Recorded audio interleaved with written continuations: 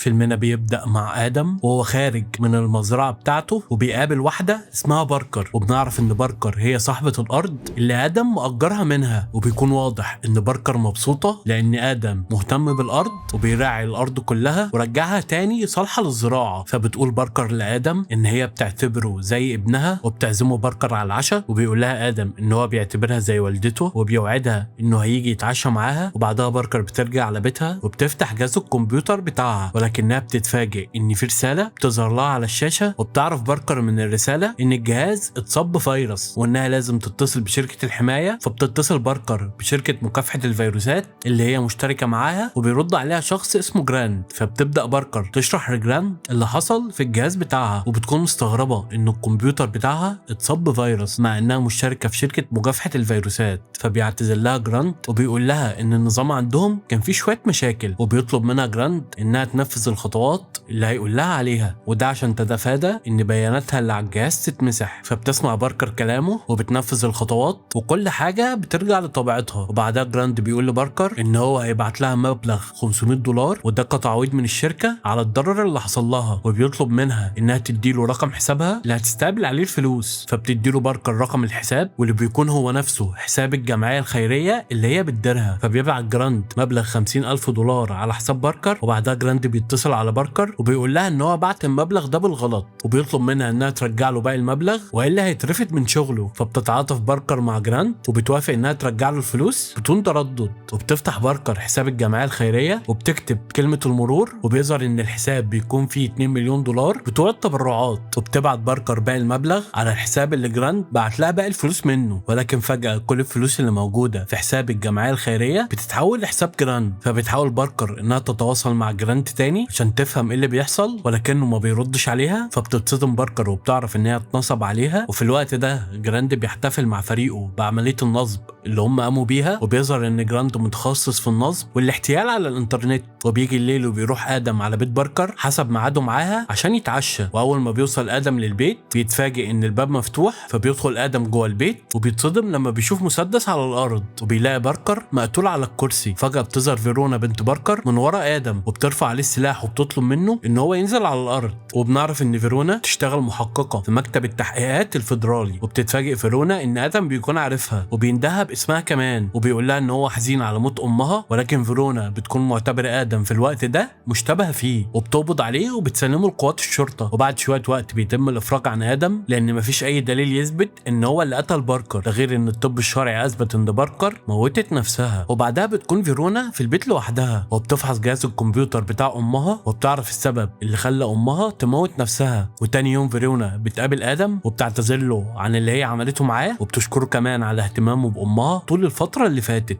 وبتقول له ان امها موتت نفسها لان هي تعرضت لعملية نصب واتسرق منها كل فلوس التبرعات الخاصة للجمعية الخيرية. وبيسألها آدم عن الشخص اللي نصب على امها، فبتقول له ان هو شخص مجهول وان هو بيشتغل تحت ستار واحدة من مكافحة الفيروسات اللي موجودة في المدينة. وبتقول فيرونا لآدم ان هي مش هتقدر تقدم شكوى ضد الشركة، وده لان الادلة هتثبت ان امها هي اللي بعتت الفلوس للشركة، وبالتالي مش هيكون في اي تهمة ضد شركة مكافحة الفيروسات. وبتطلب فيرونا من آدم ان هو يساعدها في القبض على افراد الشركة، ولكن آدم بيرفض يساعدها وبيعزيها في موت امها وبيسيبها وبيمشي. وبعدها بيتصل آدم بواحدة زميلته في منظمة سرية اسمها خلية النحل، وبيتضح ان آدم كان عضو في الخلية دي. وبنعرف ان الخلية دي بتشتغل مع الحكومة الامريكية عشان ينفذوا العمليات السرية ولكن بشكل غير قانوني. فبتستغرب زميلة آدم من اتصاله بيها، وده لان آدم تقاعد من شغله من فترة طويلة. وبيعرفها آدم ان المسألة دي خاصة بيه شخصيا، وبيطلب منها تجمع له معلومات عن شركة الفيروسات. وبعد شوية وقت زميلة آدم بتتصل بيه وبتعرفه عنوان الشركة. وبعدها بيروح آدم على مقر الشركة وبيكون معاه جراكن مليانة بنزين، وهناك آدم بيقابل 2 من افراد امن الشركة وبيمنعوه من الدخول، ولكن آدم بيشتبك معاهم وبيخلص عليهم في لحظات. وبعدها آدم بيدخل الشركة وبيروح على مكتب الموظفين وبيطلب من كل الموظفين ان هم يمشوا من المكان والا هيموتوا محروقين. وبيبدأ آدم يطلق البنزين في المكان كله، فالموظفين كلهم بيخافوا وبيهربوا من المكان بسرعة. وبعدها بيجي جراند ومعاه مجموعة من افراد الامن وبيأمرهم ان هم يشتبكوا مع آدم، ولكن آدم بيتحرك بمهارة وسرعة وبيضربهم واحد ورا التاني وبيخلص عليهم بسهولة. فبيترعب جراند من اللي هو بيشوفه وبيسأل آدم هو بيعمل كده ليه. فبيقول له آدم بسخرية ان هو بيشتغل مربي نحل وان هو بيحب يطرد الدبابير من خلية النحل. وبيطلع آدم قنابل وبيثبتها في المكان وبيوصلها بتليفون الشركة، وبيقول ادم لجرانت ان الاتصالات اللي كانوا بيكسبوا منها فلوس هي نفسها اللي هتكون سبب في تدمير الشركه، وبيفهموا ان اول عميل هيتصل بالشركه المبنى كله هينفجر، وبينصحوا ان هو يهرب من المكان بسرعه وبيسيبه وبيمشي. فبيجري جراند بكل سرعته وبيحاول يخرج من المكان، وبعدها بيتصل واحد من العملاء على الشركه والقنبله بتنفجر وبيحصل انفجار شديد جدا والمبنى بالكامل بيتدمر. وبعدها بيتصل جراند بصاحب الشركه اللي اسمه ديريك وبيعرفه بكل اللي حصل، وبيقول له ان هو ما يعرفش اي حاجه عن الشخص اللي دمر المبنى غير ان هو بيشتغل مربي نحل، ده غير ان كاميرات المراقبه اتحرقت بالكامل ومفيش اي دليل ضد الشخص اللي فجر الشركه. فبيتعصب ديريك لان المبنى اللي اتدمر ده قيمته 30 مليون دولار، وبيقول ديريك لجراند ان الشخص اللي عمل كده كان بينتقم منهم، فبيطلب منه ان هو يدور ورا كل الناس اللي خدعهم ونصب عليهم في الايام الاخيره. وبعد شويه وقت ديريك بيبعت مجموعه من المرتزقه لجراند، فبياخدهم جراند وبيروح بيهم على بيت باركر، وده لان هي الوحيده اللي هم نصبوا عليها في مبلغ كبير جدا، وبالتالي هتكون هي اكتر واحده عاوزه تنتقم منهم. وبالصدفه بيشوفوا ادم وهو رايح بعربيته ناحيه المستودع، فبيروحوا وراه بسرعه عشان يخلصوا عليه. واول ما بيدخل جراند المستودع هو والمرتزقه بيكتشفوا ان المستودع فاضي وان مفيش حد فيه، وبيتضح ان ادم كان عارف ان هم جايين وراه وعشان كده بيظهر لهم من اماكن مختلفه جوه المستودع وبيبدا يخلص عليهم كلهم، ومش بيفضل منهم غير جراند. فبيكتفي ادم ان هو بيقطع له صوابع ايديه وبيسيبه وبيمشي. وبعد شويه وقت بتوصل فيرونا مع قوات الشرطه وبتكتشف ان المستودع اتحرق بالكامل، وبتشوف فيرونا جثه واحد من المرتزقه اللي كانوا في المستودع، وبتلاقي بطاقه هويه جراند وبتعرف ان هو مدير شركه مكافحه الفيروسات. فبترجع فيرونا على المكتب وبتتكلم مع زميلها وبتقول له ان ادم هو اللي كان في المستودع، وده معناه ان جراند راح المستودع هو والمرتزقه عشان يقتلوا ادم. وبتستنتج فيرونا من اللي حصل ان ادم هو اللي فجر مبنى الشركه عشان ينتقم لموت امها. في مكان تاني بيكون جراند في عربيته وبيتصل بديريك وبيعرفه ان ادم قتل الرجاله بتاعتهم كلهم وكمان قطع له صوابع ايده. وفجاه بيظهر ادم وبيربط جراند بالحزام وبيثبت الحزام في العربيه وبيشغل العربيه وبيوجهها ناحيه البحر. بتشد العربيه جراند وراها وبتنزل بيه في البحر، وبيمسك ادم تليفون جراند وبيتكلم مع ديريك واللي بيكون سامع كل حاجه بتحصل، وبيقول لادم لديريك ان هو هيقتله هو كمان وبيقفل السكه في وشه. وبعدها بيركب ادم عربيه جراند وبيمشي من المكان. وبعدها بيروح ديريك لولاس مسؤول الامن في الشركه وبيحكي له على كل اللي حصل. فبينصدم ولاس لما بيسمع من ديريك جمله خليه النحل، وبنعرف وقتها ان ويلس كان رئيس سابق لوكاله المخابرات الامريكيه، وبيكون ولاس عارف خطوره افراد منظمه خليه النحل. وبيشرح ولاس لديريك ان الشخص اللي هم بيتعاملوا معاه على درجه عاليه من الخطوره. وبعدها ولاس بيتصل بجيسيكا ام ديريك واللي بيتضح ان هي تبقى رئيسه امريكا شخصيا، وبيبدا ولاس يشرح لها تفاصيل المشكله اللي ابنها واقع فيها. فبتطلب جيسيكا من ولاس ان هو يوفر الحمايه لابنها باي ثمن. فبيتصل ولاس بالعميله جانيت، والعميله جانيت دي بتكون هي المسؤوله عن منظمه خليه النحل، وبيقول لها ان في واحد من افراد خليه النحل اسمه ادم بيهدد حياه ابن رئيسه امريكا. فبتقول له جانيت ان ادم ده تقاعد من فتره وان هو حاليا خارج المنظمه. فبيطلب منها ولاس انها تتخلص من ادم فورا، وبيروح لمكتب التحقيقات وبتكون فيرونا وزميلها وايلي بيدوروا على معلومات عن ادم في قاعده البيانات، ولكنهم بيكتشفوا ان مفيش اي معلومه تخص ادم نهائي. فبتفهم هنا فيرونا ان ادم يبقى رجل عسكري سابق وان هو بيشتغل مع منظمه سريه. وبعدها بيعرفوا ان الشرطه لقوا جثه جراند في البحر وبيروحوا على هناك بسرعه، وبيتصدموا لما بيشوفوا جثه جراند وبيلاقوا صوابعه مقطوعه. وبيجي الليل وبيكون ادم في البنزينه وبتيجي عربيه وبتخبط في عربيته، وبتنزل من العربيه واحده من افراد منظمه خليه النحل اسمها لاندرس، وبتشتبك لاندرس مع ادم في قتال شرس. واثناء القتال بينهم بتيجي عربيه شرطه ولكن لاندرس بتضرب عليها نار وبتدمرها وبتقتل كل اللي فيها. وبعدها ادم بيهجم على لاندرس وبيضربها، فبتفقد لاندرس اعصابها وبتجري على المدفع اللي فوق عربيتها وبتفتح النار بغزاره في المكان كله، ولكن ادم بيضربها وبعدها بيولع فيها النار. وبيتحرك ادم بكل هدوء ناحيه لاندرس وبيقطع صباعها وبيحطه في كيس، وبياخد ادم عربيه من واحد من اللي موجودين في البنزينه وبيمشي من المكان في نفس اللحظه اللي بتنفجر فيها البنزينه. وبعد لحظات بتتصل جانيت بولاس وبتقول له ان هي ما قدرتش تتخلص من ادم، وبتعرفه باللي حصل وبتفهمه ان كل القتله المأجورين اللي في منظمه خليه النحل خايفين من مواجهه ادم عشان هم عارفين كويس ان ادم هيقتل اي حد فيهم لان قدراته ومهاراته اعلى منهم بكتير. وبتعتذر جانيت لولاس وبتقول له ان هي مش هتقدر تساعده تاني. وتاني يوم ولاس بيقابل مجموعه من المرتزقه وبنعرف ان هم يبقوا جنود سابقين في البحريه الامريكيه، وبيشرح ولاس لقائد المرتزقه اللي اسمه بيتس ان اللي مطلوب منهم القضاء على ادم، وبيفهموا ان ادم عنده خبره قتاليه عاليه وهو افضل عميل في منظمه خليه النحل. في الوقت ده ادم بيوصل للمخزن الخاص بلاندرس القاتله المأجوره اللي هو قتلها في اليوم اللي فات، وبيستخدم ولاس صباع لاندرس وبيفتح وبيفتح القفل السري وبيدخل المكان، وبيبدا ادم يستخدم جهاز الكمبيوتر وبيفضل يدور على معلومات عن شركه مكافحه الفيروسات لحد ما بيوصل لعنوان المقر الرئيسي بتاع الشركه. فبياخد ادم كميه كبيره من الاسلحه والمتفجرات وبيخرج من المكان. في الوقت ده فيرونا وزميلها ولي بيقابلوا رئيس مكتب التحقيقات، وبتبدا فيرونا تشرح لرئيس مكتب التحقيقات تفاصيل الحوادث اللي حصلت الفتره الاخيره، ومنها اللي حصلت لشركه مكافحه الفيروسات، وبتعرفه ان ادم هو اللي ورا كل اللي حصل، وان هو يبقى عميل سابق في منظمه سريه اسمها خليه النحل. وبتقول له فيرونا ان ادم بينتقم من ديريكس صاحب شركه مكافحه الفيروسات، وبتقترح ان هم يوفروا حمايه للمقر الرئيسي بتاع الشركه، وده لان هي متوقعه ان ادم هيهجم على مقر الشركه وهيدمره. فبيوافق مدير مكتب التحقيقات على طلبها وبيقول لها تعرفوا على مستجدات اول باول. وبعد شويه وقت بيكون في مجموعه من قوات مكتب التحقيقات اللي قدام مبنى شركه ديريك، وبيجي ادم وبيطلب منهم ان هم يمشوا من المكان عشان محدش فيهم يتاذي. فبيستغرب قائد القوات من جراءه ادم وبيأمر جنوده بالقبض عليه فورا، ولكن ادم بيتحرك بسرعه وبيبدا يشتبك مع الجنود وبيقدر يضربهم كلهم. وبعدها بيدخل ادم للشركه وبيروح على مكتب مدير الشركه، وبيظهر بيتس ومجموعه من المرتزقه وبيفتحوا النار على ادم، ولكن ادم بيهرب منهم بسرعه وبيجري في ممرات الشركه. فبيجري كل مرتزقه وراه وبيفضلوا يدوروا عليه، وبيستخدم ادم مهاراته وبيبدا ان هو يخلص على المرتزقه واحد ورا التاني لحد ما بيوصل لبيتس زعيم المرتزقه، وبيدخل ادم معاه في معركه قويه وبيقدر ان هو يخلص عليه. وبعدها بيروح ادم لمدير الشركه وبيعذبه عشان يقول له على اسم صاحب الشركه. فبيوري له مدير الشركه صوره ديريك وبيقول له ان هو ما يعرفش مكانه. وفي نفس اللحظه دي بتقتحم فيرونا المكان هي ومجموعه من الجنود، ولكن ادم بيهرب بسرعه قبل ما حد يشوفه. وبتتصدم فيرونا لما بتشوف صوره ديريك ابن رئيسه امريكا على جهاز الكمبيوتر. وبعدها بترجع فيرونا على مكتب التحقيقات وبتتصل بمدير المكتب،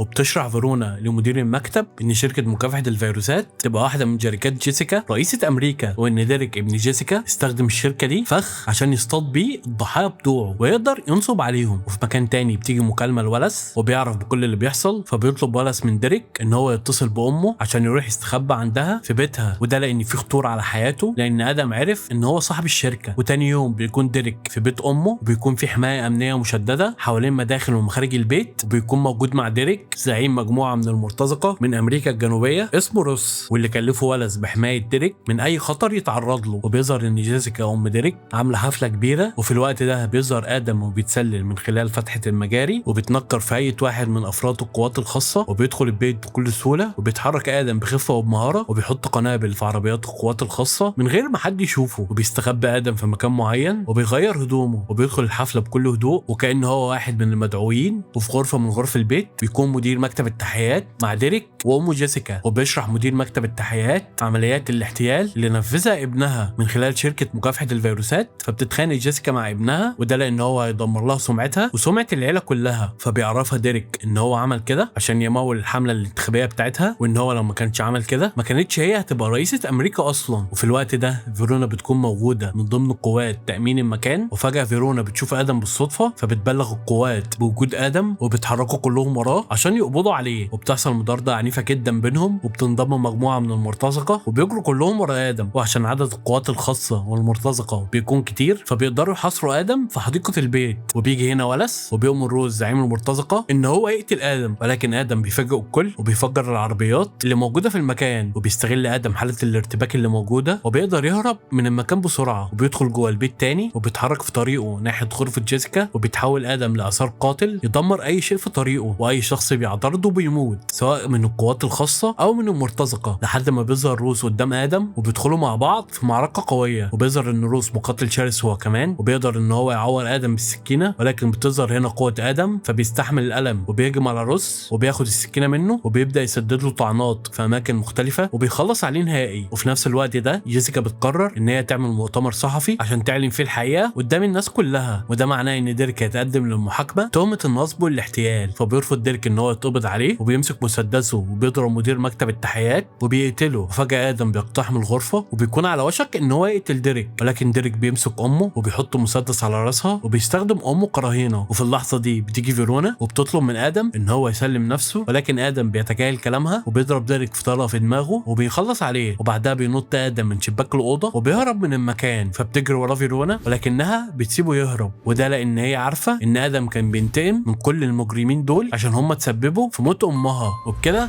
يكون خلص فيلمنا. لو عجبك الفيلم متنساش تشير واللايك والسبسكرايب وتفعل زر الجرس عشان تشوف كل جديد.